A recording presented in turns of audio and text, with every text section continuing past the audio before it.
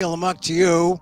Welcome to the program. Emil Amok's Takeout, my takes on all things considerable. Of course, we like to be here around 2 o'clock, or as I like to say, 2-ish, Monday through Friday, to talk about things in the news. And God, there's been so much in the news just in the last 24 hours.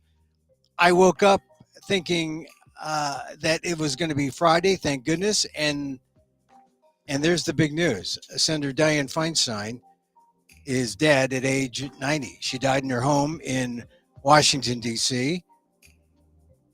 And right after, just previously, the last thing she did in the Senate was try to prevent the shutdown. She cast a vote in the Senate. And now I wonder how people are feeling about all those things they were writing in the last, say, 6 to 8 months about how she's too old, she has to go. Look, she was going to go on her own.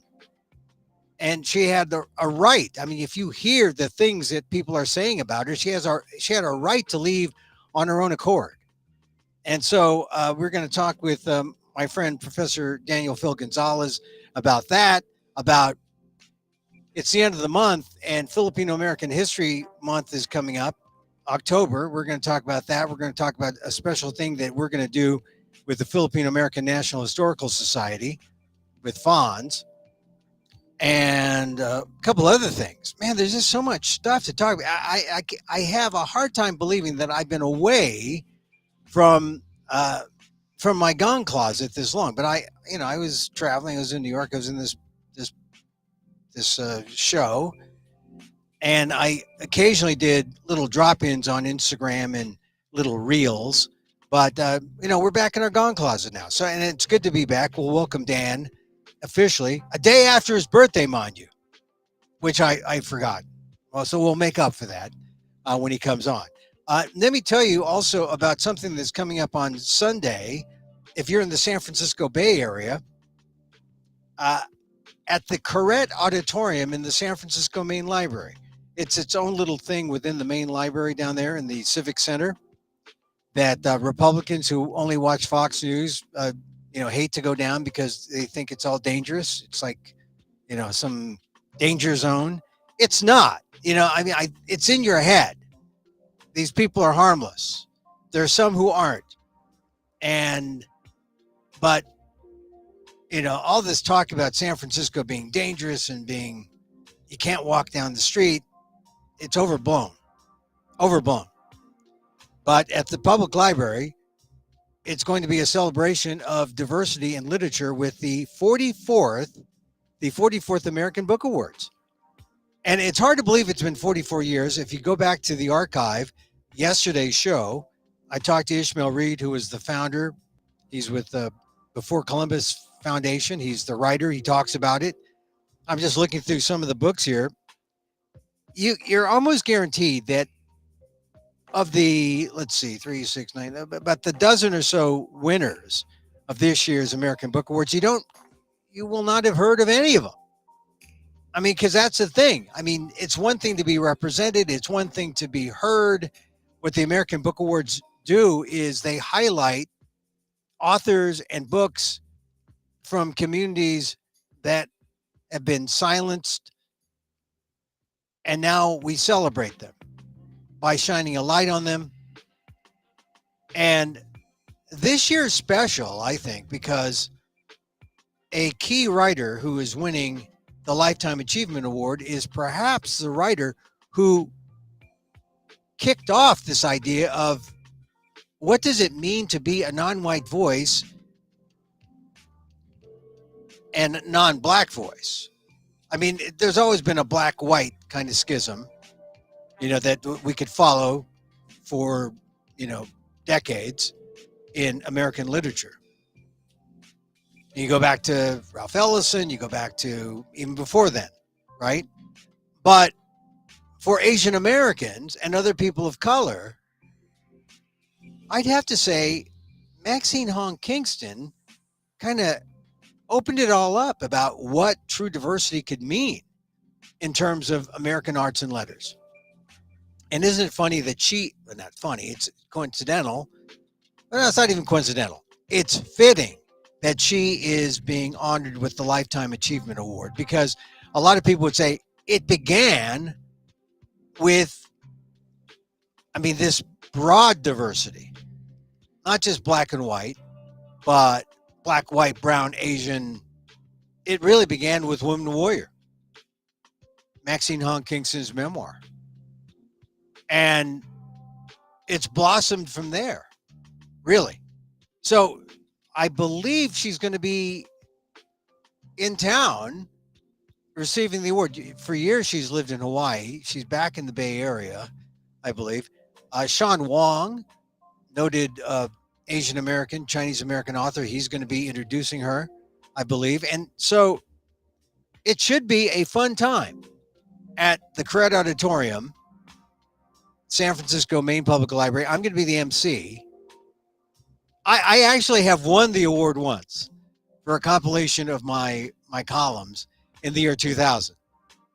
Little did I know that I had an editor say, well, this isn't the only book you're going to write, Emil, right? I mean, you know, you're going to write other books. I said, well, I don't know. I like writing columns. And so the compilation was put together in 2000. And what do you know? It's the only book I've written so far. Although I've written hundreds and hundreds of columns. So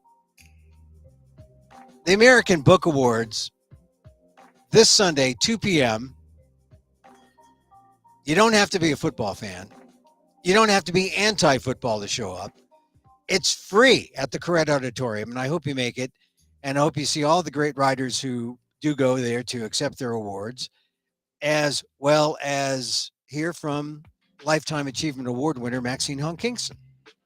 So that's a little plug for the American Book Awards from the Before Columbus Foundation. Listen to yesterday's show, 579, and hear Ishmael Reed talk about what the significance of the American Book Awards really is. And it's just in the pantheon of literary awards, you know, there's a National Book Award, and there's the National Book Critics Award, and there's all these other awards. But what is the award, the literary award that celebrates diversity and all the voices in our country?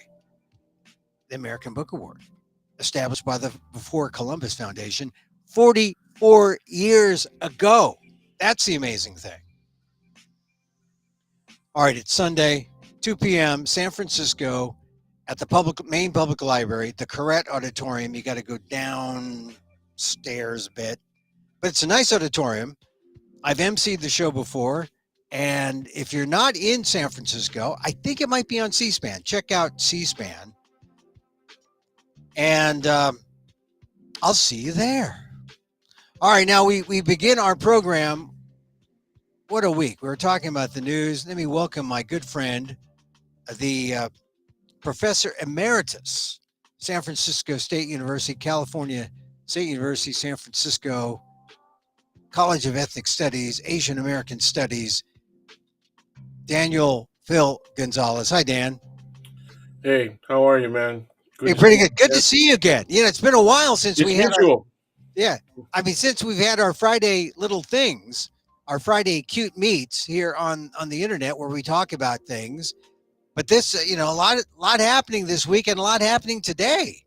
Absolutely. So it's good. Last night, of course, the respected and beloved Senator Feinstein passed. Yeah. You know, it's funny because if you look back at the last 6 to 8 months, it seems like the media and the world was out to get Feinstein and everyone else who is older and still serving in public service.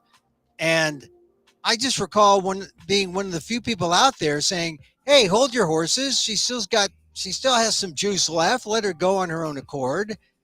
And now everyone is in that reverent state where, you know, she's gone. And so everyone, it's almost eerie because you're used to divisiveness in politics, and now everyone in a bipartisan way is getting together. Of course, it won't last, but it's nice if that's what it takes. Someone has to die, and then Talk about ephemeral optimism. My God. Well, I And just you like pass I yourself on as an optimist, right? well, look, We Dan, isn't it weird though that the last 6 to 8 months was like, all these leaks about, oh, Feinstein's lost it. Feinstein, doesn't have it anymore. She ought to resign. People were running, for her seat, trying to push her out. And I think, one of the few out there who said, hey, look, let's not engage in this kind of ageism and let's let the woman leave on her own accord. I mean, that was always my view. I also had a soft spot in my heart for Feinstein because I know there was something maternal about Feinstein, you know. She was that, Yeah. yes. And even though you're not supposed to, when you are a journalist covering these people, when you're covering politics, I have to admit that there were a couple of times when I met her, say off camera at a story, when we talked, and like I said, it was off camera or we weren't on the record, and we're real people, and you get to show a side of yourself to your source or a person you cover, and they get to show a side of themselves, and you realize that it's not this antagonistic kind of, oh, you're covering me and I'm covering you, and we're that it doesn't have to be that kind of negative thing, that you can cover people and still be human and still be real. And there was moments when uh, she showed me a maternal side to her toward me, right? The young Filipino reporter covering a convention or something like that. And I always appreciated her, just those moments with her. Not that there weren't that many, but there were enough to let me know that she was a special woman. She was definitely that. She went through some tough challenges. Yeah.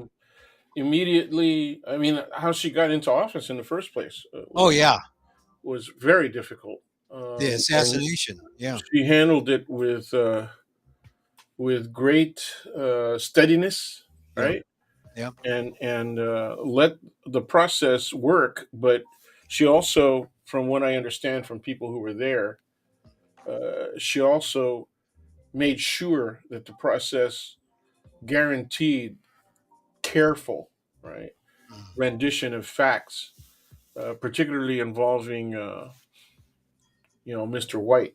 Yeah. Dan White, who was a neighbor, lived up the block from my parents, and which is strange. In We the call mission, in the outer mission. in the Excelsior, yeah, we Yeah, call it Dan White Heights because he lived up on yeah, that's right. That's top of right. the hill. He And was another altered boy, Eagle Scout, but one thing, Catholic school. He what, went to what, Viz Valley though. He went to Viz Valley Church.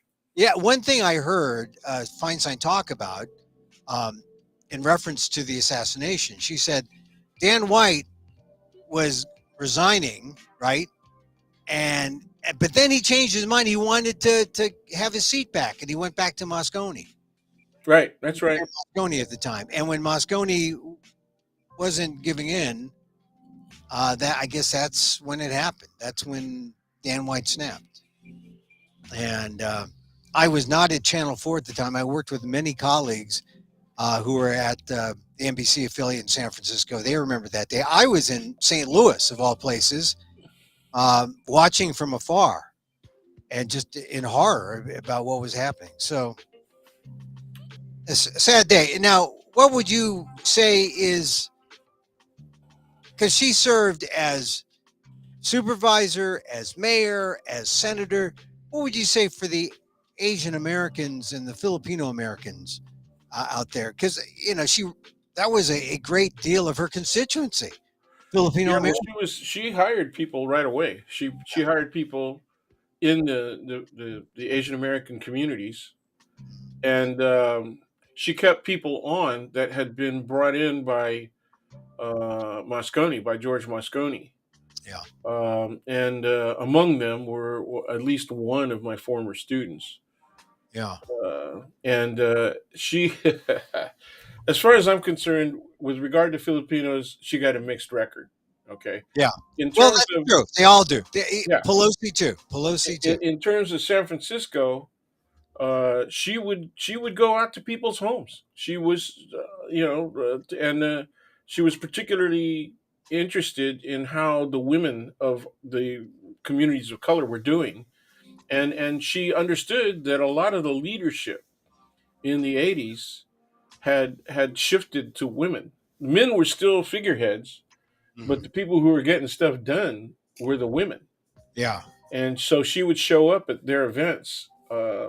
And I remember her, the way she treated us yeah, at the Filipino American Democratic Club, uh, and her, appointment of Dick Cervatos, for example, to the board. All those kinds of issues came out of that. Yeah. Filipino Uh, American. yeah, she was good on that stuff, but she also was misadvised, I think. But she makes her own decisions. She was misadvised in terms of how to handle the Marcoses. Yeah, she was kind of pro Marcos a little bit. Yes, she was, and I think part of that was because they invited her to the Philippines and treated her like freaking royalty, Yeah. and so she felt compelled to reciprocate. The And term is obligation, okay, right? I mean, yeah, yeah, I guess there was a mutual form of obligation. Yeah.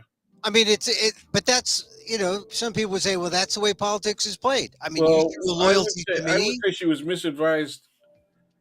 One of the strongest relationships she had when she ran for successfully for the board supervisors, right? yeah. Uh, was with Jess Esteva. Oh Uh, yeah, big remember- Filipino American publisher, yeah, yeah. travel agent, The original local Filipino newspaper, right? The money Mabuhay guy. Republic. Here's the thing about Jess Esteva. He also was a Filipino American entrepreneur, and there were very few of those. Yeah. I mean, Uh, that makes Jess Esteva really uh, an well, my example, first trip back to the Philippines in '65, we used his travel agency. right? I mean, he was a travel agent, he was a money exchanger, and then he used that to form a newspaper. He was kind of a model for Filipino American media on a small scale mom and pop basis. But for the Filipino American community at the time in San Francisco, it was, fairly substantial. And so he had a relationship with most of the members of the board Yeah. and with the mayors. Yeah. And he was a Republican. Oh, I didn't realize that. I didn't realize He that. was a Republican. Well, and San Francisco still had a relatively vibrant Republican Party. They didn't win much. Well, that had to After, be late 50s, early 60s. yeah, it started to shift, and Yeah. we had a straight run of Democrats, and even as late as the '80s and early '90s, there were people who had been lifelong Republicans, like Quentin Kopp. Right. And they shifted over. Or he was an independent. He went independent. Well, The guy that ran against Ali Agnos, that ran against was Molinari. oh yeah. And John Molinari he was a Republican, Republican. and But he shifted while he was campaigning yeah. against Agnos to the Yeah. Democratic Party. Well, this is the thing about He San was a Francisco. great guy. I thought he would have been a better mayor than Art by far. You know, I knew them both. yeah. Feinstein had appointed me to the International Hotel Block Development Mm, Advisory Board in '80, I think. mm. So anyway, Well, look, yeah, what you're saying I think is true. I think Molinari would have been probably better than Agnos. he would have been a better mayor. Agnos was more of a bureaucrat, but here's the thing: in terms of San Francisco politics, there was no Republican Party. They kind of morphed into a kind of moderate centrist Democratic Party. I mean, I think the last real Republican leader was George Christopher, who was the mayor. Wow, yeah, but that was in the '50s, man. Right, I think he That was the last one, and then after him was John Shelley, who was a labor guy, and Yeah. he I was a remember the yeah. Dodd.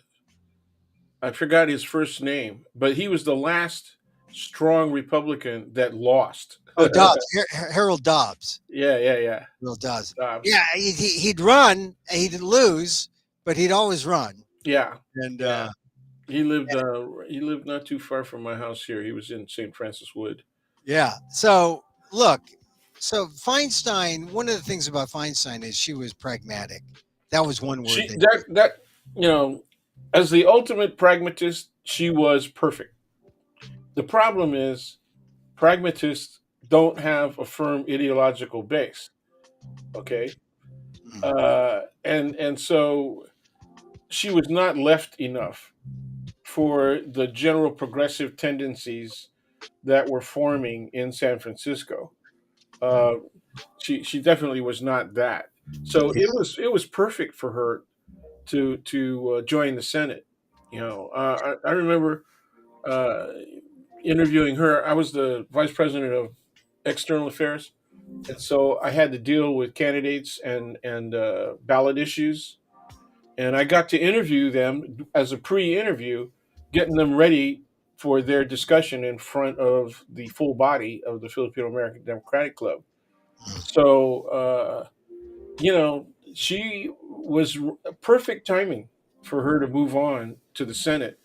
Before that, a boxer had joined Congress. Yeah. Jackie Spear would move over there after recovering from her being shot, nearly shot to death. Jonestown. In Jonestown. Yeah. So it was it was a woman's time, and I Yeah. don't. Well, that was the wave of the women. Yeah, and 92. I don't think another senator would have made it. But Feinstein had the support of both North and South California. Yeah. She got a Well, lot she of votes from Southern California. just conservative enough, and also part of this new wave. Yeah, So women were behind her, and it's funny. It's how we talk about minority rights, we talk about Asians and blacks and Latinos, but we had to allow, or women had to go forward first in some ways, in many ways. yeah. Beginning in the '60s, right around the time I graduated from high school, 65, 66. The big issues were civil rights in Vietnam, right? Yeah. And that's when I saw women really moving to the fore not only San Francisco politics but Northern California generally. Yeah. Um, Previously, women were most noticeable as staffers, Yeah. working for male elected officials, and so that also helped because those staffers could tell women who wanted to run for office how the system really worked, and they developed a great network. Yeah. This was also the rise of things like Ms. Magazine, Gloria Steinem, Right. Right. and then Abzug and the other people on the East Coast, ran for Congress successfully, Bella and Abzug. Yeah. yeah, and we're much more militant about their feminism, and it moved the country forward. Yeah. A lot of people hated it. Yeah, but A lot Feinstein of wasn't militant. Feinstein was not a No, no, militant. not at all. Yeah, She was a pragmatist. She was people call her politely a centrist yeah, uh, because it avoids calling her a moderate. Because there were times when she took positions that were actually more right of center. If yeah. you look at the issue from a global right and Mhm. left, and if you looked at the issue from a North American right and left, you include Mexico, Canada, and the United States and all that, Mm. she definitely was slightly to the right on a lot of issues. But the big things that she did were definitely liberal to progressive. And they Well, were difficult. They were really difficult, and difficult challenges. that's why a lot of people will call her. She's the mother of the assault weapons ban, right? She got it through for Yeah, 10. yeah, And it wasn't just that she was, her political career was born out of assassination, but also at the time the Patrick Purdy massacre in Stockton, using assault weapons. you That had to mention his name. You had to. Well, people need to know that inside the Cleveland school shooting in Stockton in 1989, Yeah, you could have done it that way. And how that many was a, children were that was wounded? yeah, How many Asian adults American. were killed? You That know, was a big deal, and there were over 20 victims. yeah, And and that and and and remember, the first 2 or 3 days, the FBI and state police and local police said this was not a racially motivated crime. And I couldn't believe it. I could Yeah. not believe it. You just got to remember the time, though, right? But look at what she was able to do then in '89. The bill sunsetted, and they couldn't get it back. Yeah, But 2000. Yeah, I but think it look was. at what she was able to Well, do. it passed in '94, so I think it sunsetted in 2004, Yeah, and it had no chance. I mean, it had they. no chance of reviving um, at But the that fact time that she was able to get it through, though, at all. yeah, Yeah. I mean Well, that's astonishing. And she was a relative newcomer, right? She came she in was. '92. She was still a junior senator when she did it. Yeah. Yeah. And that's going to be the thing that people are going to remember. That, and the other thing that you mentioned previously is that she's pragmatic, she's kind of moderate. The thing that you can say about Dianne Feinstein is she was principally inconsistent. She was Yeah. consistently, Ideologically inconsistent. Yeah, yeah, yeah. she was consistently inconsistent because That's she, pragmatism, man. yeah, That's the problem with pragmatism. she was all over the board. Because I was talking to people who were animal rights people, and they said, well, she was okay, in terms of horses, but oh, terrible on vivisection, terrible on this, terrible. I mean, she was not. She was not a um, she was not a one issue person where it was always to the hilt or to the mat for on that one issue. She would carefully look at things, and she would back some things and not others, and so she was easy to dislike if you were on the wrong side. Yeah, yeah. Well, one of the great challenges, though, I mean, see, the gun thing, you're moving from a neutral position to a positive position. Right. With AIDS, she was moving from a negative position to a positive position. Much more difficult challenge, in my opinion, locally and nationally. I mean, Well, but people were still very anti LG. oh You know, yeah, well, we hadn't gotten to all the other letters, yeah, yeah. yeah. Well, but, I mean, but she had to. I mean, she represented, being a San Franciscan. Her hand was forced. This was her issue. She knew Harvey, Yeah, and she understood. They were on the board together. right. So Harvey Milk. Yeah, yeah, so she was very familiar with their issues, and she had a great deal of respect for Milk. yeah, Who was the first, as far as we know, historically openly gay elected official. yeah. You And gotta say that because you just never know about Washington might come out finally. After 250 years, George is really yeah, Georgie Porgy. yeah, I don't He know. liked to dress I up think at night. Adams and Jefferson had a secret thing. They were just Yeah, pretending to hate each other. But yeah. But it's true though. It's true. dude, The col- the, dude, that was terrible. the What connection. we just did, to American icons. You provoked it. I'm gonna blame that on you, man. But anyway, yeah, no, she had to because people were dying, and Yeah, she had a very brave doctor advising her and pushing the issue of closing the bathhouses. Silverman, was it yeah. Marvin? Mervyn Silverman. Mervyn, yeah, Silverman, great guy. Just Yeah. what he's still alive too, but This is the thing about you don't do it by yourself, right? hey, Feinstein was there. especially Uh, in this town, man. oh yeah, That's it. yeah. And I have to say that that's one thing about her that you just got to say she knew how to work the room. She knew how to bring people together on issues, even though it may be polarizing. My Feinstein story is I shared a stage with her at a Lowell High School graduation, I think in the 80s, early 80s, 82, 83. And I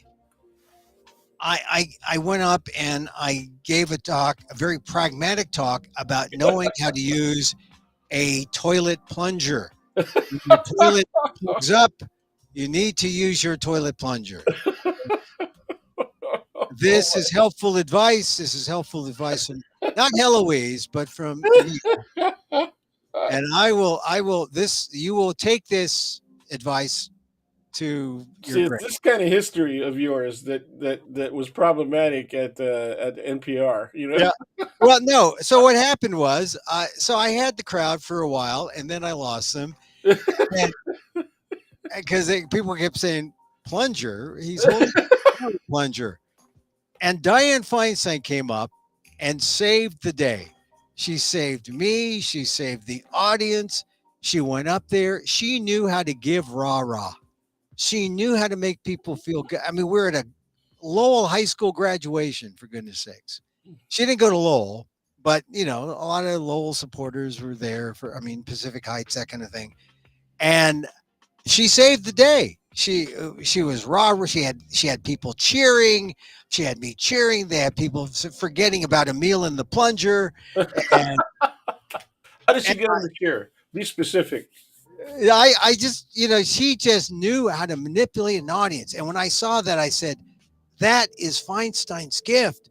The rhetoric is one thing, but just being able to lift up an audience in a rally type situation like a graduation.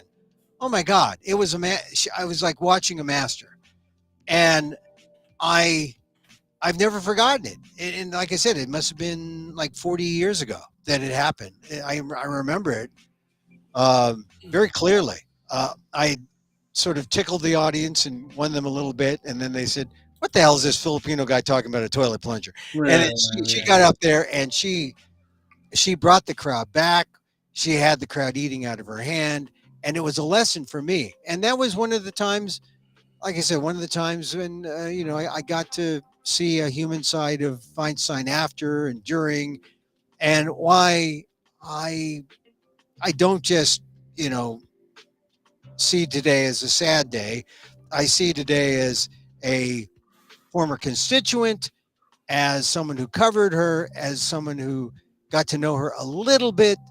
Of course, my joke now is that I doubt if Feinstein, if I met her today, if she would remember me at all, right? I mean, considering Oh man, but I don't know. She might be. And you know why?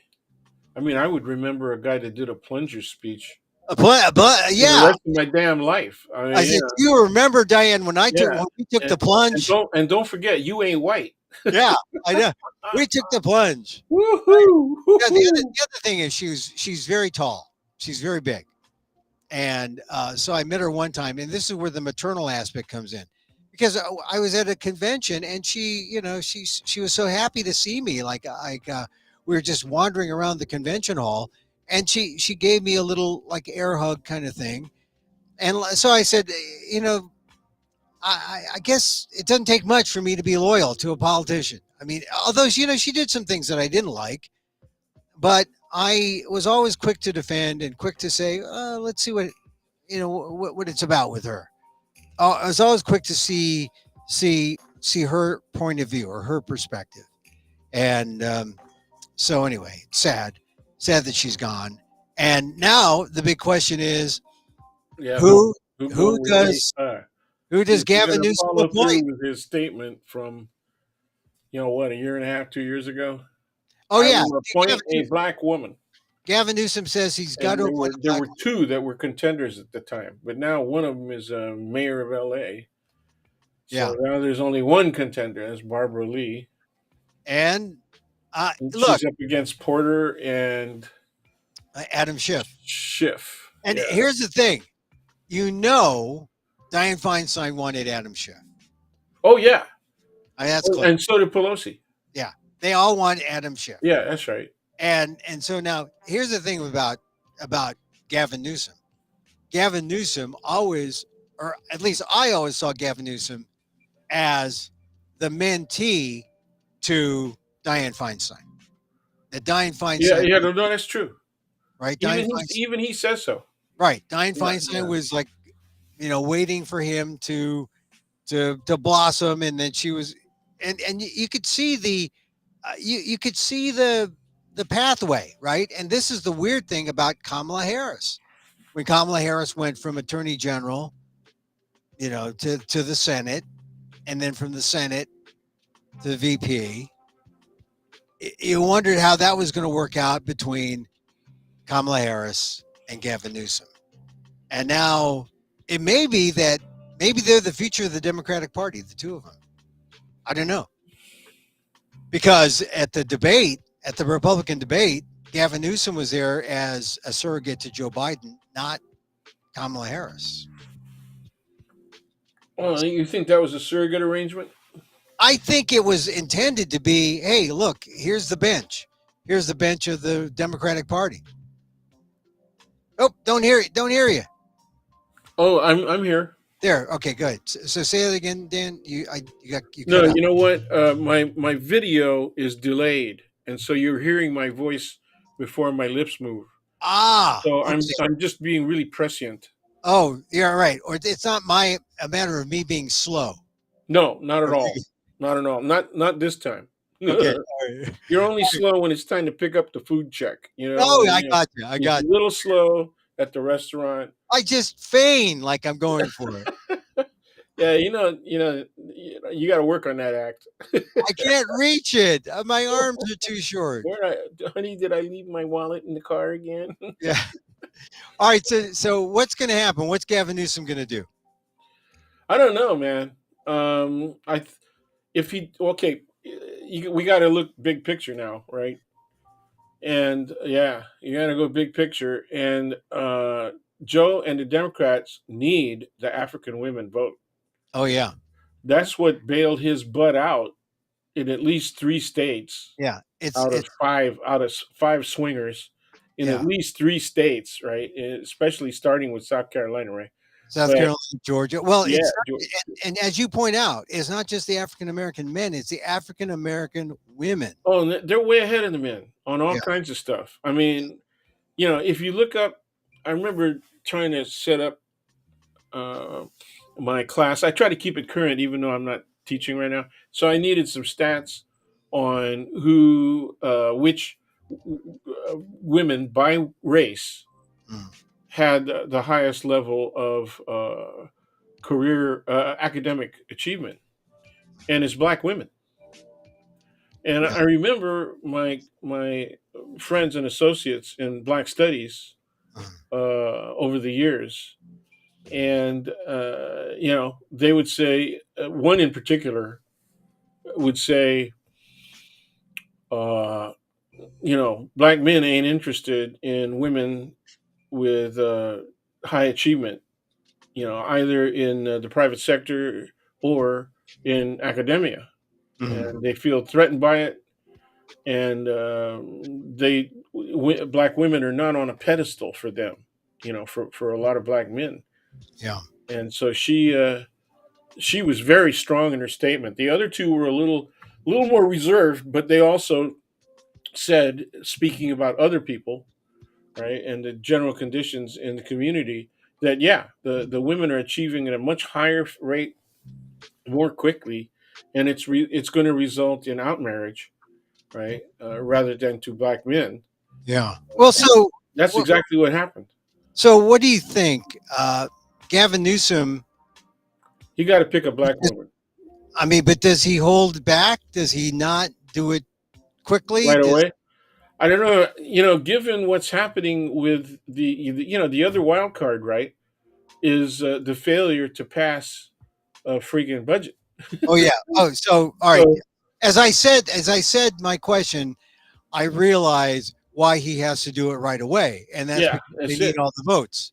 That's They right. need all the votes. I mean, you can't like That's go right. to the grave and say die, die, Don't die, die. don't die, die.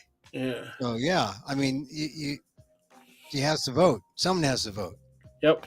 Yep. Either So that or we hold a séance. yeah, I think it's clear it's going to be a black woman.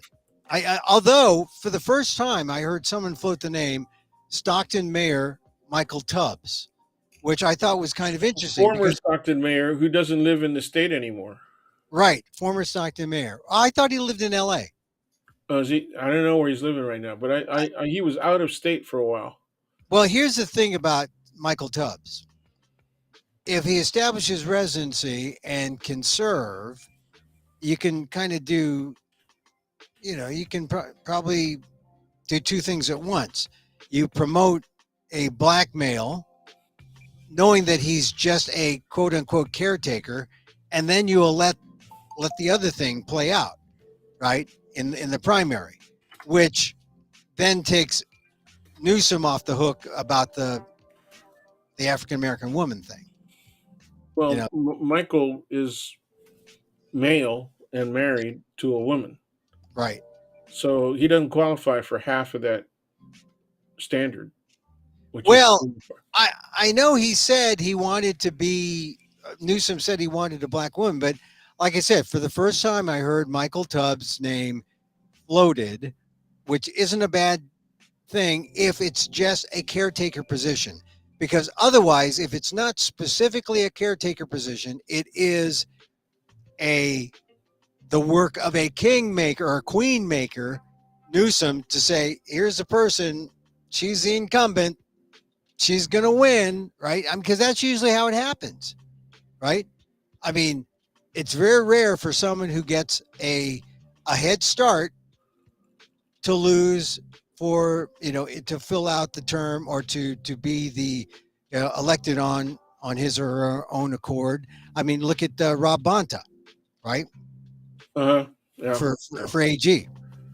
You're right about Tubbs. The last evidence I have online is that he's an advisor to Newsom, so that makes sense. And also, he's resident in L.A. So you're Yeah. right. So it could be that that's his way out. I do my Gavin Newsom impression. I don't want to sound like the XFL or or like it's JV. These debaters out here, but in terms of the Congress, or in terms of the Senate, I don't want to give an advantage to anybody. I want this to be a caretaker position, and I'm going to give it to my caretaker, Michael Tubbs, who will then be Be senator. among the contestants for the election. Well, see, he'll be in there 14 months, and no, I would only do it. I would only name a caretaker if, in fact, he's only a caretaker. If he says, you know, we're not. I'm not going to run. I mean, and the last time this happened, when someone was going to be a caretaker, Ed Lee, mayor of Oh San yeah, yeah, that's Francisco, right. he was going to be a caretaker. Was he a caretaker? No, Nope. nope. He Nope. he he ran. He ran. And, Well, he got the signal that he could win. So right. while he was caretaking, he got the signal. He got a lot of people saying, "Yeah, yeah, we'll back you."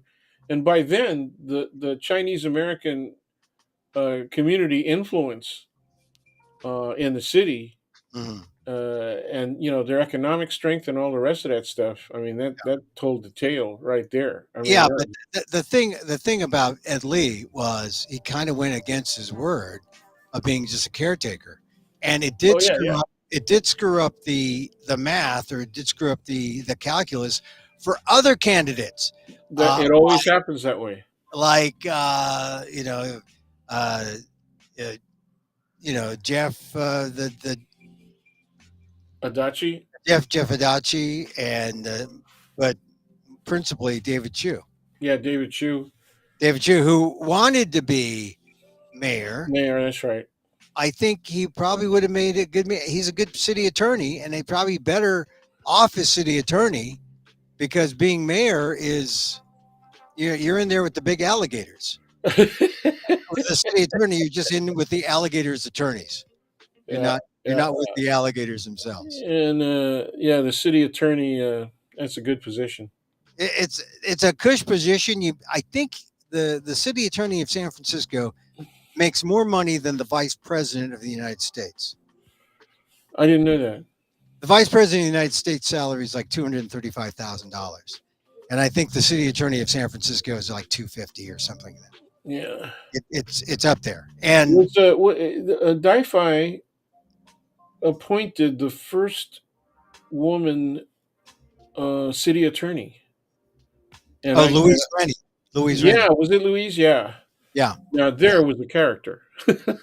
Louise Rennie. No, Louise Rennie was a good. I thought She she was was. excellent. She was a Yeah. character too, dude. I mean, Yeah.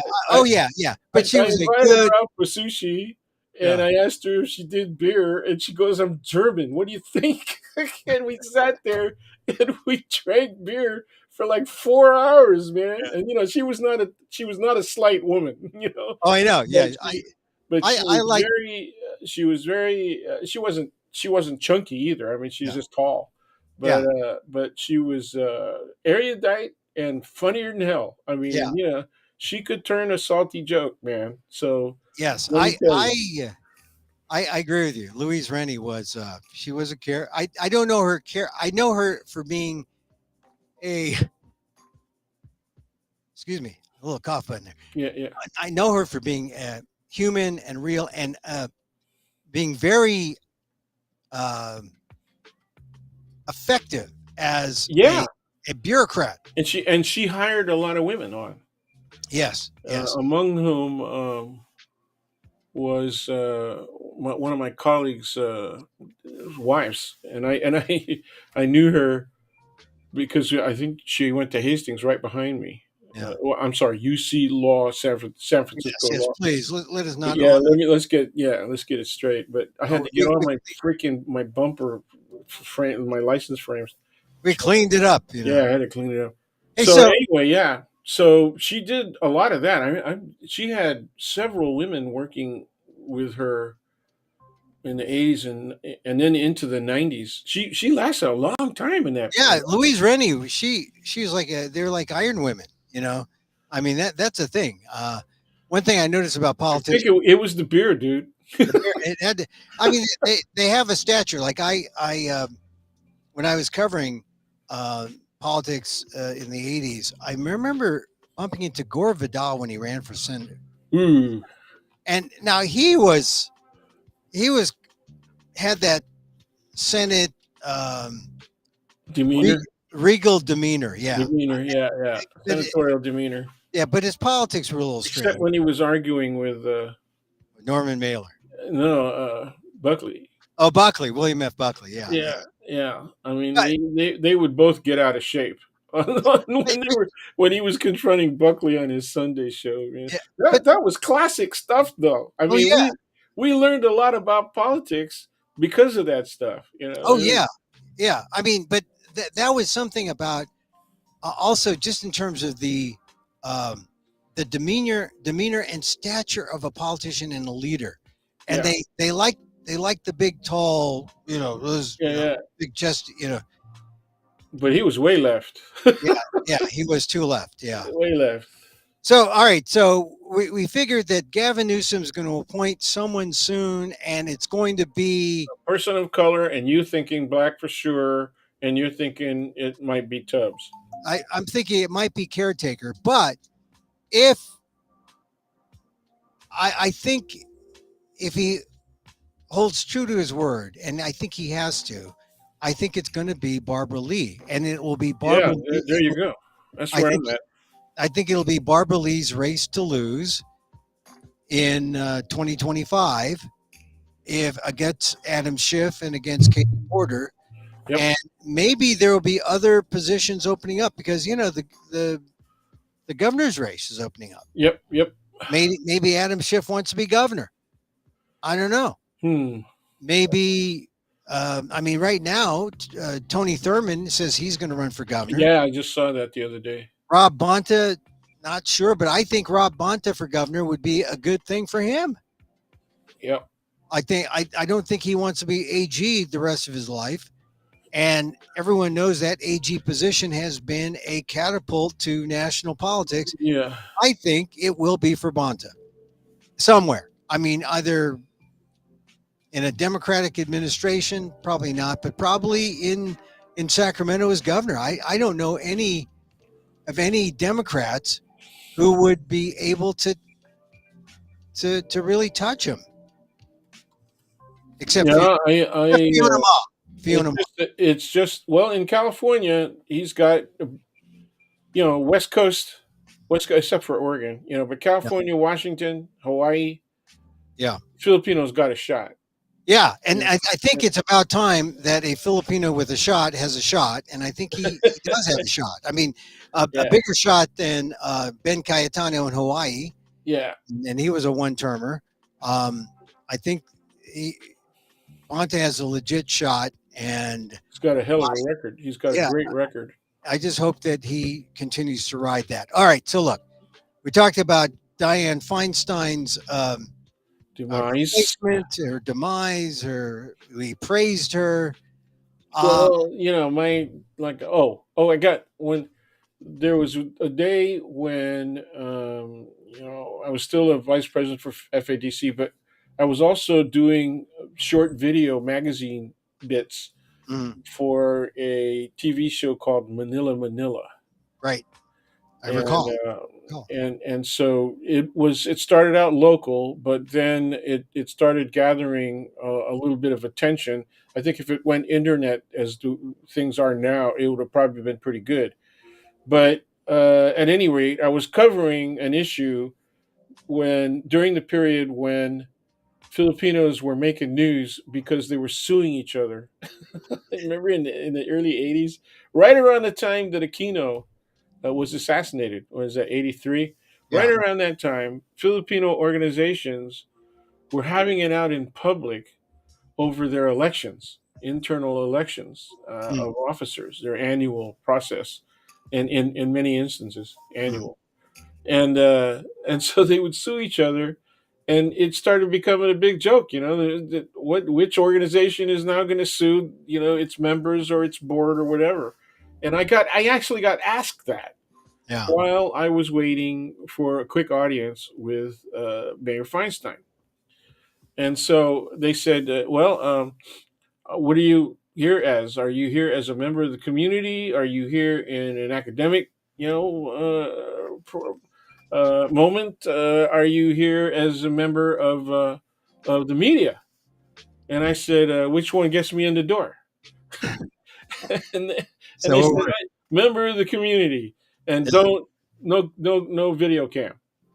Mm, And so I agreed to that, and we went in. We were waiting in the waiting room, and one of her assistants went in and said, "There's a group of contingent of Filipino Americans that would like to see you briefly." And she said, you have a close appointment coming up in just a few minutes, so we might want to turn him away." And she said, "No, no, no, it'll be fine. All they typically want to do is have a picture taken." That's mhm, an exact quote. Okay. yeah. Yeah. Mm, And I kind of I recorded that on yeah. sound. I didn't. They said no video cam, but I recorded it Oh, surreptitious. as audio. Yeah, yeah, I did. I cheated, but So but I will never forget that. So she had kind of a condescending attitude, yeah. towards the Well, community. But I set it up with that context that we were best known for suing the hell out of each other yeah. in these petty contests, right, for She. organizations. It's easy to see how she had that, and I can see that. I can see that. But still, I'm glad that in the last 6 8 months I was supportive of her right to go down the way she wanted to go down, and finally she went down. She went That's sad. down voting. She as unbelievable as it seems, she had recovered enough that she was attending the Senate regularly, and she actually cast a vote. So look, and here's the thing about seniority. Look, it's all about seniority, and whoever goes in there will not have the same seniority, Not at all. and California will not be as strong in its two-person representation. I mean, some people can't even mention or can't even name the Who second their senator. other senator is? Yeah. Who's the other senator? I mean, I know I see him, but he's just not very strong. Well, yeah, he's. We don't know what he's supporting in terms of legislation. We don't know what he's originating, I and you just I, don't see him speaking at moments like this that he when was the nation is on the edge, right. and the Democrats have a very strong position in bipartisan Senate, right? Support. to sign a freaking budget, commit. You know, Right. I mean, and it's sad, but that was the reason why it paid for. I mean, why it was worth it for Feinstein to hang in there, because as long as she hung in there, California had California had a powerful voice, even though well, probably it was. you're now talking real deal. I mean, that's the real reason that people were behind her and not wanting her to resign. You're talking about it right there. Yeah, yeah, yeah. And as we're talking, I'm trying to figure out the name of the other sender, and he's on the tip of my tongue, but it doesn't come out because I don't see him. I don't see him active, and that's a sad thing. Boxer was out there today, speaking, but she's no longer in there. No, I was really disappointed when she retired Yeah, before Feinstein. yeah, and so uh, it's a key position, the Senate race, and uh, I think Barbara Lee would be a good replacement, but She I can think handle it. this gives her a little. If she's the one, it gives her a push, and it means that Adam Schiff and Porter are going to have to think again before they tackle her, because basically an appointment is giving her. I mean, it's giving her the job. Incumbent status. Yeah, yeah. Yeah. All right, so let's talk about Filipino American History Month, Dan. Oh I yeah, wrote, that's right. It is October. Oh no, there's so many events, and we can't, duplicate. well, We look, can't. I we're can't. I've been trying to be Doctor Strange, yeah, and be able to astral project and yeah. be in two or Hey, three places at once. hey, we're doing this thing on Sunday, October 8th, and it's going to be sort of like this show where I talk about the period. We get to talk about Filipino American history from World War II on, post World War II, and everyone gets to tell a story, and we get to back it up with a little history. But what would you say? I think post World War II, the big thing in Filipino American history is still the Marcoses, right? Unfortunately, yeah. I mean, Unfortunately, I can't think of anything else. well, you got real timeline and you got moments, right? Mm, And in terms of events that are moments, the Marcos dictatorship, right, was definitely it. And it didn't become clear that it was a dictatorship until after 72. right. Okay, so he was elected and he won the election in 65, took office in 66, right, and then went on through. Um, and it wasn't clear that he was going to be authoritarian, you know, until Until a couple of years after early the on, declaration of martial law. Yeah, well, the declaration of early, martial law was clear, yeah, right? Right. At that point, it was clear. But he was already popular, as a result of all of the partying and global kind of fanfare that they got at the by playing with other people's money, mainly the people of the Philippines, right? And right, they were throwing all these events. I mean, there was a whole series of international events yeah, that they held in the Philippines. Boxing matches, chess matches, Miss Universe, all yeah, that stuff, right? yeah, And so they and then they went global mm, and were hobnobbing with the Shah of Iran, and look, you were having the Shah and his family, right, and with Hollywood elite, if you can call Mr. Hamilton elite, right? yeah. George Hamilton, But, not not yeah, not Alexander Hamilton, the star of yeah, musicals, the dead yeah. star. No, I wonder if he's related. But anyway, um, yeah, Mr. Tan. Now, Mr. Orange should have taken a cue from Mr. Hamilton on how to tan, but Mr. Orange has got blonde hair, so I think it might not be useful for him. But anyway, so we got the Marcoses getting this, and people loved them. Yeah, They were really popular, yeah. That's the thing. really When popular. someone you love becomes so mean, it's like unbelievable. You just that's not really true. They're not. Yes, they're doing that. Yeah, they're taking over the Yeah, they country. were. They're taking your money, and they're telling you you have no free speech rights.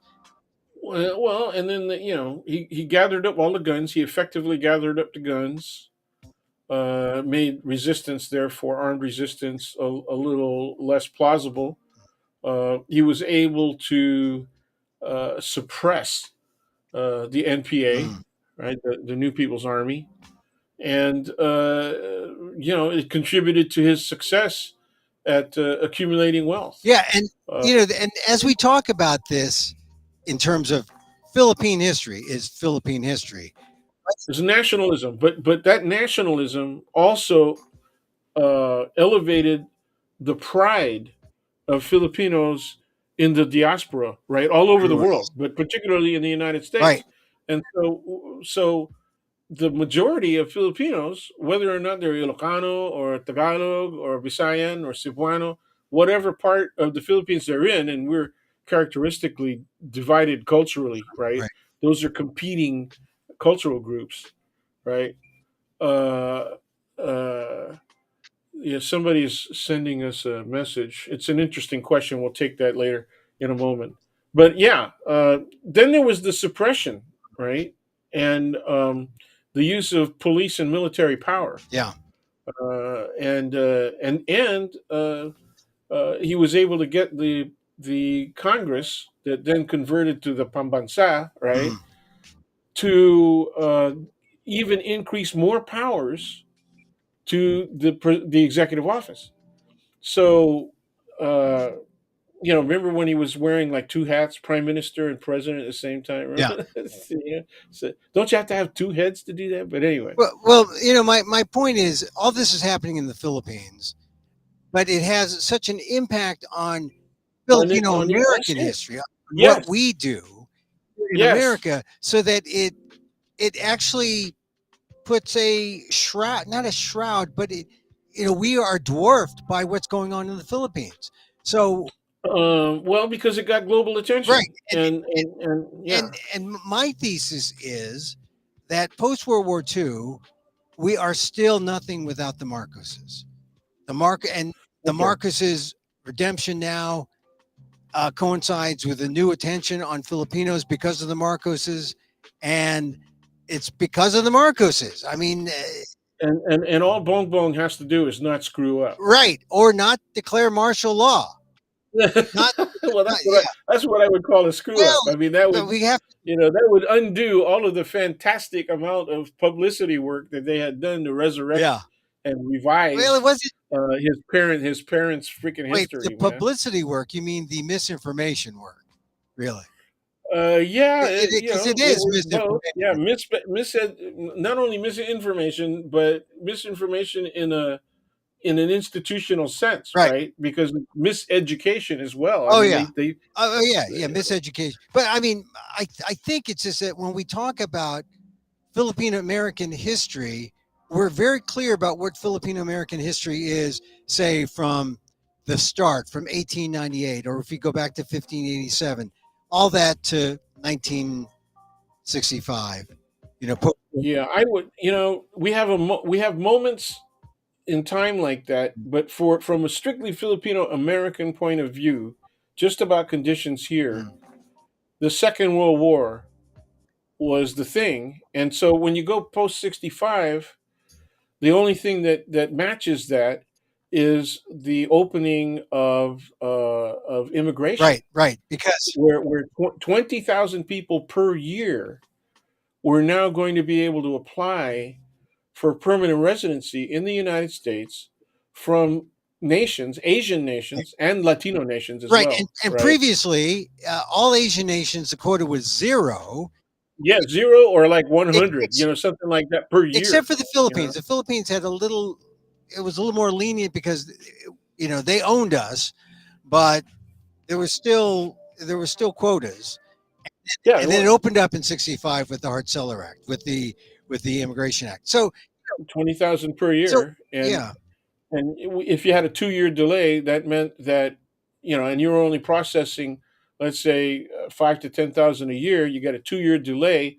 That means that you got a stack of 60,000 yeah, applicants, and then that starts doubling and tripling, so that even if they open up the door a little bit more and get more efficient at processing people, it was still, by 71, 72, the recent immigrant population, the post 65 immigrant population, was larger than the resident established population. It eclipsed the resident established population by 1972, which was coincidental with the declaration of martial law in the Right. Philippines. But Can we deal with Raisa L's question? well, yes and no. I mean, I think it's okay, but it's not as relevant. She says, "Is it true Marcos? He sent all the OFWs to get young people out of the country, so less a chance of a revolution." I don't know if that's true or not. No, the greater motivation was to allow the Philippines was going through economic crisis, and the Marcos administration had been successful in getting IMF money, but they skimmed a lot of that money, Yeah. right? And so when they did that,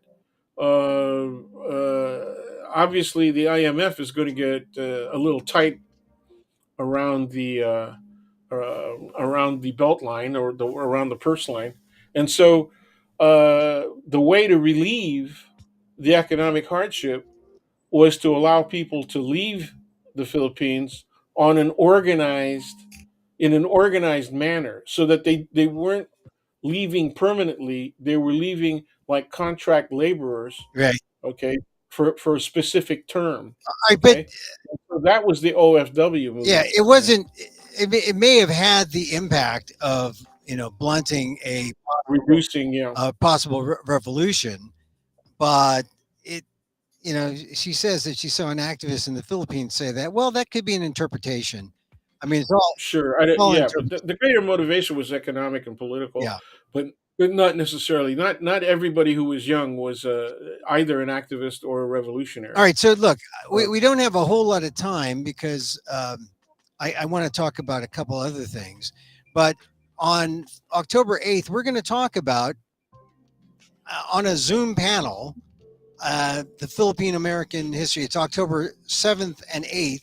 It's being held or being given by FONS, the Philippine American National Historical Society, and it's a kind of a history 101. And my charge is to lead a group of panels from World War II on, and I'm calling on you, Professor Dan, to help me. And we should have a good time. So if anyone is interested, they should go to fonz.org and sign up and be a part of that, of the Filipino American History 101, fonz.org, I believe, or email me and I'll send you a link where you can sign up and be part of the webinar. It's 4 to 6 p.m. Pacific time on Saturday and Sunday. It's a two-parter. Um, I will be around on the Sunday, October 8th, and Dan will join me, and we'll be joined by a panel of 4 or 5 member panels of people who will tell stories about their Filipino history.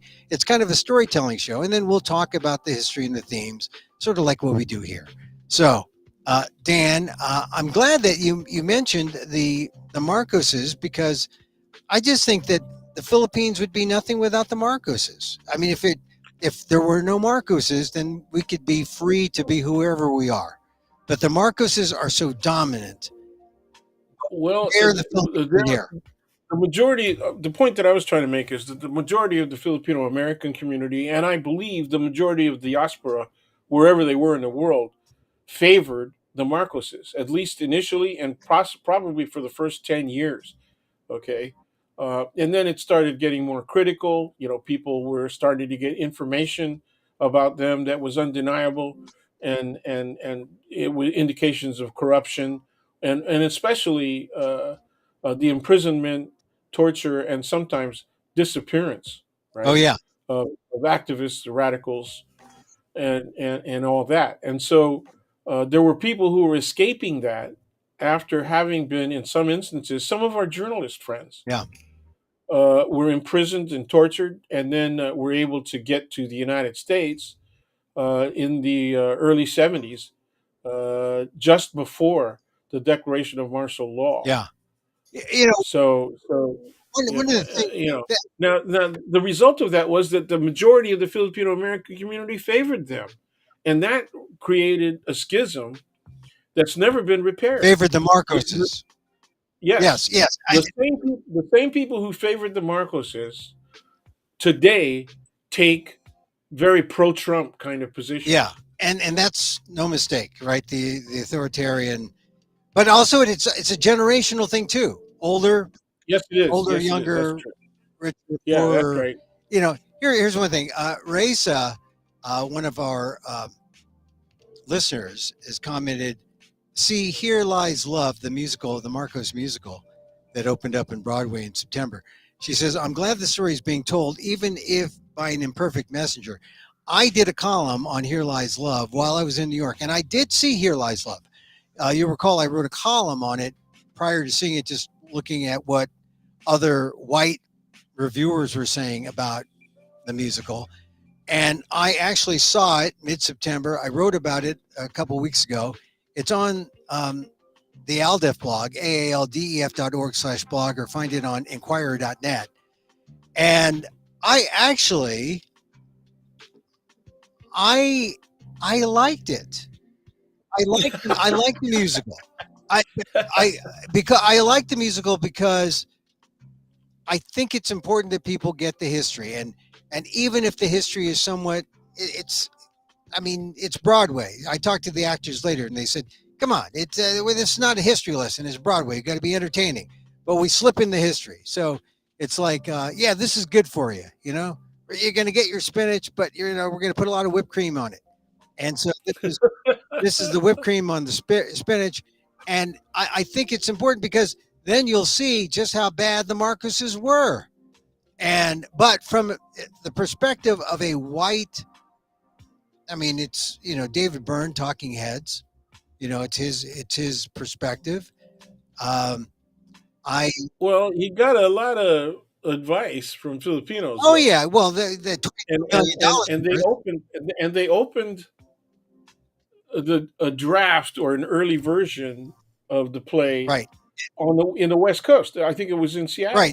It was they first, I think it was like 3-4 years ago, and then it was at the Public Theater in New York, and then they got Filipinos to back it. They cost $22 million, Right. and they got rich Filipinos. I am not among them. To Yeah, but we know who they yeah, are, to give them money, and and the and thing. and a lot of them were East Coast Filipinos, and a lot of those East Coast Filipinos were pro Marcos. I don't. So these are the children of those people. Yeah, but it's funny. It's like I think it's a mix. I think a lot of them are Yeah, it is a mix, but nonetheless, some are pro 65. Some are pro 65, and I just think it's important that we get the story out that the Marcoses are not good people, so we know who we're dealing with. And I think that comes out clear. What comes out clear in the musical is this is what happened.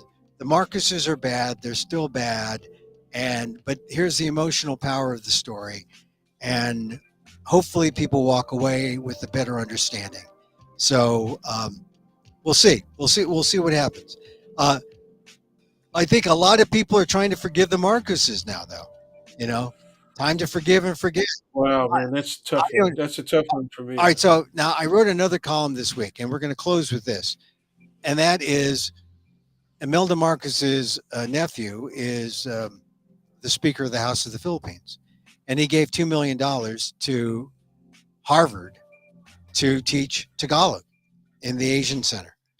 And the question is, should Harvard give back the money? Because the money isn't solely, made from the investments that, Speaker Romualdez made. Some of it is Marcos money. Exactly how much, not clear, but it's tainted money. So one question is, should Harvard give back the money? And number two, why did the Inquirer.net and other Filipino papers censor an article just talking about the facts that $2 million was given by Speaker Romualdez to Harvard to fund these courses? So, Dan, what is your from the voice of moral authority, what do you say? Yeah, well, from a strictly moral, partially historical point of view, Mm. they should give the money back. You Harvard, know, yeah, they should get the money back. But Harvard has $60 billion in endowment. that's I right. mean, they need $2 million. They're richer than Stanford. They're richer than Stanford, and that says a whole hell of a lot right there. They're richer than a lot of third world countries. Yeah, And not third world. They're richer. They're richer than other countries, yeah, man. Not just third world countries, man. yeah, But anyway, yeah, I you know this would go a long way to help them resurrect revise, drastically revise the legacy of Imelda and Ferdinand Marcos. right. And God, it's just so awful to see Filipinos buy into this and the whole country, buy into it. But see, if we keep talking this stuff, it's a good thing I got my real ID done. What, you're not going to be able to go back to the Philippines? Yeah, even if I get back there, you'd be surprised at what could happen if you do stuff on Well, TV. I'm just saying that right now there's a certain amount of fresh uh, press freedom curtailed when a newspaper which is connected to the Romualdez family takes down an article and an editor quits in protest. That says something, and nothing. Well, and it's just the beginning. Yeah, So now you're going to see some antagonistic forces assert themselves, and how Bong Bong and his family handle it is going to mean it could mean another Marcos period, imperial kind of rule, right? mhm. That mirrors his father's imperial rule. Uh, And they got a 6 year no reelection term. So, if he makes a move on that, he's going to have to do it at least a year in advance, if not 2 years in advance. 2 years is kind of telegraphing the game, though. So I think he would do it in his fifth year I don't know. in office. I just think that we are well past history repeating itself, where it looks like we can expect it to repeat itself, unless other forces come out and check what's going on to say, hey, you know, you're back in power, but not totally. I mean, there's got to be opposition. There's got to be people speaking out. And unfortunately, the loudest voices tend to be pro Marcos and pro Imelda. And that's like one big love song, and not, not the kind of democratic sense of, governing that we'd like to see. I mean, it's more coming to the rescue of the dictator, coming to the rehabilitation of the dictator. Yeah, that's right. And That's right. that's The revision of history in the most radical the terms. revision. But they succeeded. They succeeded in doing it. Yeah. And the generation that was most resistant to them is now, like me in their 70s, Yeah. and aging out, and They wait. much much less powerful than they were, even 20 years ago. Well, I think they waited us out. They and we didn't. Well, no, they weren't waiting, dude. They were doing the rehab. Yeah, that's true. The whole time they were doing the rehab. That's true. That's true. And we just aged out. We aged out. So unless they start an AARP wing of Filipino radicals, and I don't know. A KDP man would be. They're probably saying, "Wait, did Gonzales actually say that shit?" We expect that from Guillermo, yeah, no, but we no. don't expect that kind of doo doo coming out of Gonzales. What? Oh well, yeah. I You thought it was know? Mexican. I thought those guys were Mexican. Oh, Yeah. Oh no, are you making fun of Lloyd? I always knew you had a thing no, for no, him. no, no. Of course, Yeah. of course not. All right, so Dan. So we'll talk off camp. It wasn't just you, man. All kinds of Filipinos thought Lloyd was I Mexican. know. You see, For he's decades, got a man. The dude was on Channel 2 he's forever. got a burrito in And they his thought he mouth, was Mexican. big Yeah. hat. No, look. Yeah. The thing is, you know, I was the first Filipino in a network station because Yeah. it's just an independent, a small independent station that you'd watch at 10 o'clock when no one watched the news. But I was on Uh, a network affiliate station, and there were no other Filipinos. I mean, that's the thing that's hard to believe. That until 1981, there were no other Filipinos. who was the person in 81? Me. Uh, huh. I mean, there were no. Yeah, Lloyd started like right after he graduated from San Ho. He went to San Jose Yeah, State. but he also, Yeah, Fox was, well, it wasn't yeah, Fox. he It was was KTVU was an independent an station. independent. It didn't get bought. Yeah, Yeah, he was not at a. at a network affiliate. Yeah. Yes, that's correct. And so That's correct. there was no one else until I showed up in 81. No kidding. There had to be somebody like in the Philippines. I'm sorry, in Hawaii.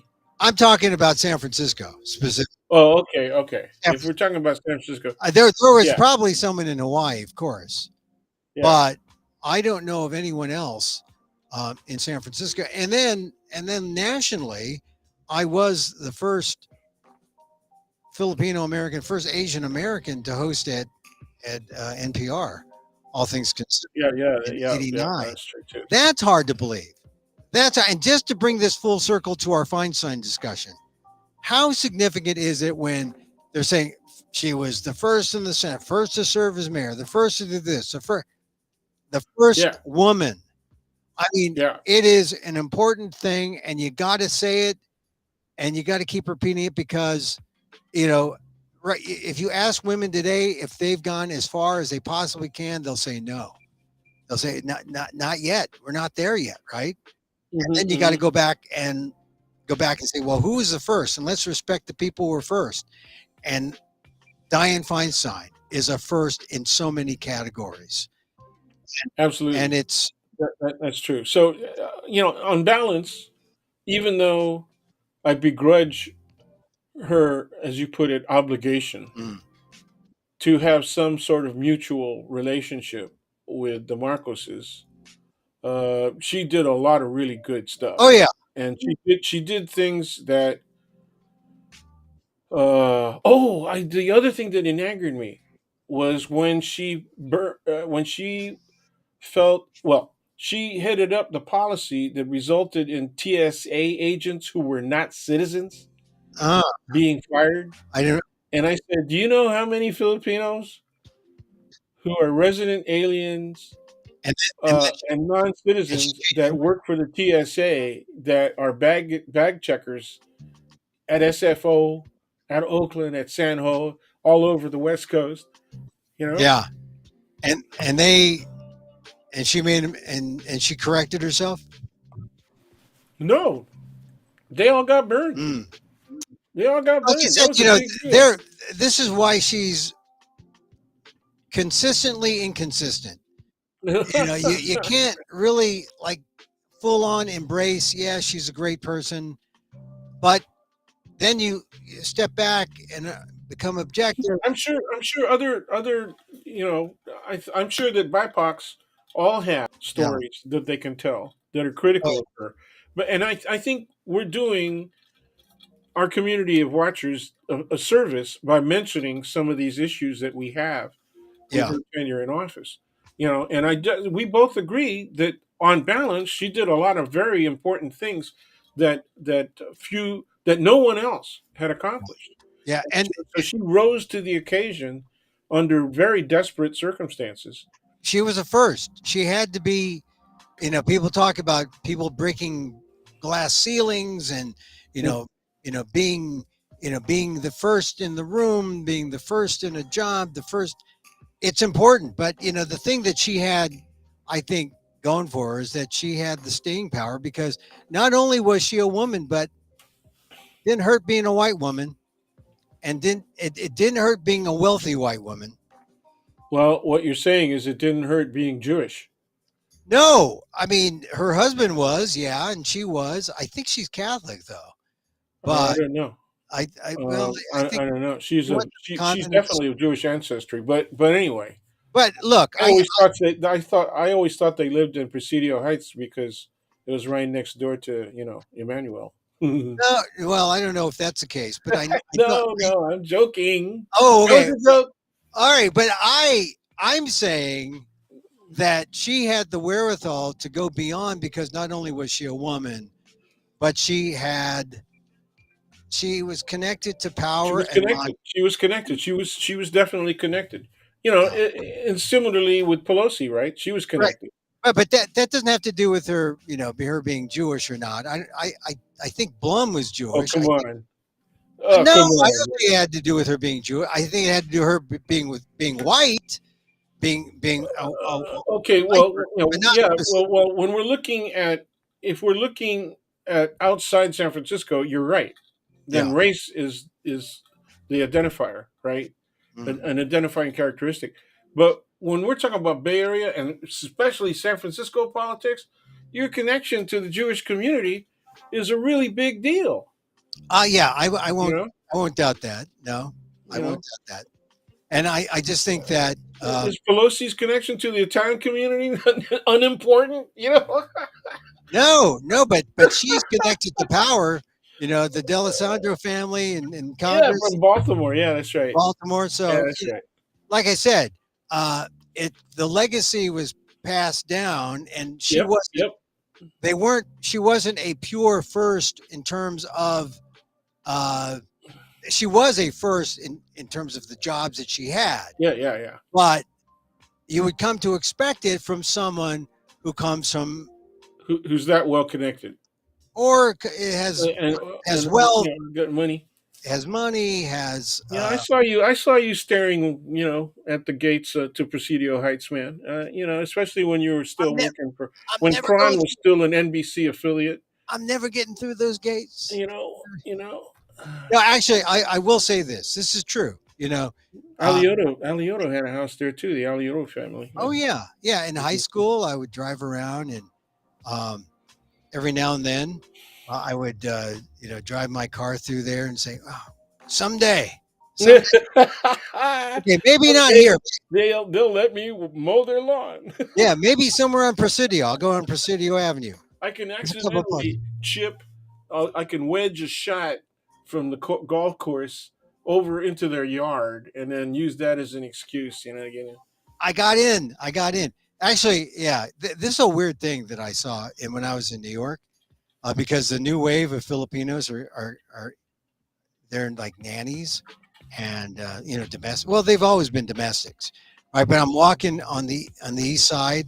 I'm leaving the Metropolitan Museum, and I'm looking at this woman, clearly not the mother of the white baby that she's pushing in this carrier. Okay. And it's like I'm looking at her, and she's looking at me, and like, And you didn't get the Pinoy ka ba? well, she did.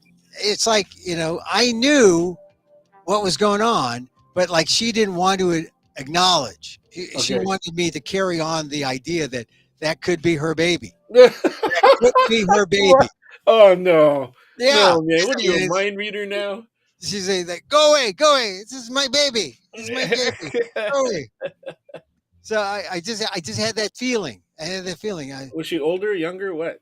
She was older. She looked like she Okay, well there you go. And could have been grandma. it's my Could have grandson. been, could have been grandma. Could have Yeah, been grandma. could have been But, grandma. but this is the new generation now, right? Now with the OFW crowd, more people coming in. There's the new nannies, a new generation of nannies. And I was telling my friend, I said, "See, I missed my call. I should have been a manny. I should have been someone's male nanny. I could have helped out with the Yeah, well, it's never too late, dude. I know, I know. And you can This always was say, I had 3 kids of my own. Yeah, you could be an and you could they be a all graduated from college. you could be a manny now. Yeah, yeah. Hire yourself out. Retire, yeah, that's what you can do. Mexico, Yeah, tutor kids in Filipino American history. It's a good yeah, gig. yeah, sure. It's a good gig. All right, so Dan, we're going to talk about Filipino American history on October 8th, which is a Sunday. If you want to participate in the webinar, and it's a webinar that you can participate in, go to FONS, the Filipino American National Historical Society, or email me at emil@amok.com, and I'll send you a link. It's free, and you can participate in these discussions, similar to this, but maybe more lively, because we're going to accept people's calls And and there's what more folks too. and there are more folks, as opposed to just me talking to this guy Dan. Yeah. So Dan, thank you very look. Sure. It's always fun to talk to you after all these weeks that we've been away from the Gong Closet. Thank you very much for being here. Thank you for having me, And and thank you to Raisa. I yeah, don't know if I'm pronouncing her name correctly, but for your questions and and Dan, I for would her be zeal. remiss if I did not wish you a happy birthday. So happy Oh birthday, yeah, thank you, thank belated you. happy birthday. And we're at that time where we just stop counting. There's no numbers. It's part of the universe. Yeah, The universe is 26.7 billion years old. We are relative babies. Relative babies. yeah, yeah. Okay, yeah. Well, We yeah, are. We 70s. are. 70s is the new 50s, right? Yeah, yeah. Whatever. Well, or something. I mean, like 26.7 billion years old, the universe. You want to Thank talk you. old, that's old. The universe is old. Yeah, yeah. We're There we relative. go. We're There we relative. go. Yeah, but I remember when Oh, you remember the Big Bang? Huh? Is that it? Pleistocene. No, I'm not that back, but Oh, I remember the Pleistocene era. Man, was that cold? oh yeah, But the anyway, Pleistocene. The Pleistocene. Yeah, yeah. The Neanderthal. whoa. Rice's Lola passed away at 103. Man, Who's it? wow. Oh, wow. See, there it is. Rice's Lola. Yeah. Thank you for your birthday wishes, folks. That's very Yeah. nice Well, of you. it's important. But these birthday wishes are important. But they can partake in the Fonz History 101 that takes place on October 7th and 8th via web. Send me an email at emil@amok.com. Dan and I will be at the second one on October 8th, and we'll conduct it much like we're conducting it now. Except we'll be open to all kinds of conversation. All kinds, all kinds. Except And some of the folks that are going to be actually speaking and engaging in conversation will actually be people who experienced the history that we talked about, yeah, not just as Filipino Americans, but as people in the Philippines at the time. and It's going to be also, exciting. It's going to be exciting. we don't always agree with it. No, not at all. No, not at Not all. at all. I So agree it's with most of them, but yeah, so, especially the most radical lefties. yeah. So it should be fun. Okay, all right, Dan Okay. Gonzales, Professor Thank Dan. you very much. It Take was a care. great time. Happy birthday again. I'm There you glad go. you're feeling better. Thank you very much. Good to You see you only back. had to hack once. That's Yeah, very good. good to see you back here in the Gong Closet. There he goes. All right. Daniel Phil Gonzalez, my friend, Professor Emeritus, San Francisco State University, Asian American Studies, Filipino American Studies. I'm telling you, it'll be a good program. October 8th. I'll be talking, and then I'll bring Dan in. We'll talk about history. Then we have panels, a discussion, Filipino American History 101 from World War II on. Come check it out. If you're interested in joining the webinar, come see it on, just email me. I'll send you a link. Email emil@amok.com, and I will send you the link. It's free. Hey, how can you beat free? It's free. It's free. Free. It's free. And it should be fun. All right. Let me say also, I'll be at the San Francisco Main Library at the Correct Auditorium tomorrow, emceeing the American Book Awards. It's a big deal, the American Book Awards. This is a way that we honor all the different voices in America. All the literary awards, they honored mostly white voices. They never really, honored all the diverse voices in America. But the 44th Annual American Book Awards, yeah, October 1st, 2 to 4 o'clock. It's at the Correct Auditorium, San Francisco Main Library in the Civic Center. I'll be there. Maxine Hong Kingston will be there, I believe. She's getting the Lifetime Achievement Award. So definitely check that out. All right, we're going to shut down this show. We're going to repeat it throughout. Check it out. Hey, we close with a meditation. We always close with a meditation. It helps. It helps make us less amok. And so, as I wish for me, I wish for you. May you be safe. May you be happy. May you be healthy. And may you live with ease. Emil Guillermo here. Thanks for joining us. This is Emil Amok's Takeout, my takes on all things considerable, my micro talk show, Monday through Friday, 2 p.m. Pacific or thereabouts, 2-ish, right here on YouTube, Facebook.com. Where else? Twitter, X, Emil Amok.